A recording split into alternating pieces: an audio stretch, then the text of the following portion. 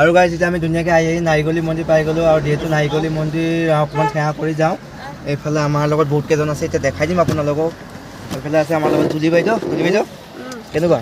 ঠিক আছে। এইফালে আছে আমাৰ এই অনিতা বাইদেউ, ৰুমা বাইদেউ, ধুনীয়াকৈ বিন্দাছ আহি আছোঁ।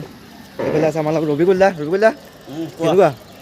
আহি ভাল লাগিছেনে? ভাল লাগিছে মানে কঁকাল বিষাই গৈছে আৰু এইফালে ধুনীয়াকৈ নাৰিকলী মন্দিৰ অকণ দৰ্শন কৰি লওঁ, মানে বাহিৰৰ পৰা দৰ্শন কৰিম।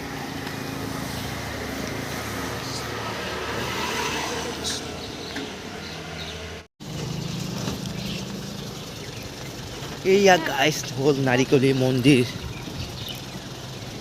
ৰাতিপুৱা আপোনাৰ বাজিছে এতিয়া 7টা, আমি আছোঁ নাৰিকলী মন্দিৰত।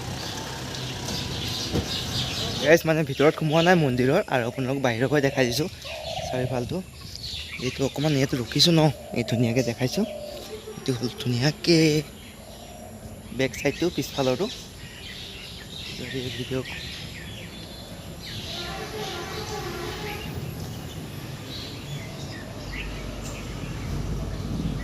আমাৰ এতিয়া ধুনীয়াকৈ বহি বহুতখিনি দূৰ পালোহি। এতিয়া আমি নাৰিকলী মন্দিৰ পালোঁ, অলপ একাপ চাহ খাব মন গৈছে। ধুনীয়াকৈ আহিছোঁ হোটেলত, একাপ চাহ খাই লওঁ ফাৰ্ষ্টে, তাৰপিছত আকৌ যাব লাগিব। এতিয়া কি পায়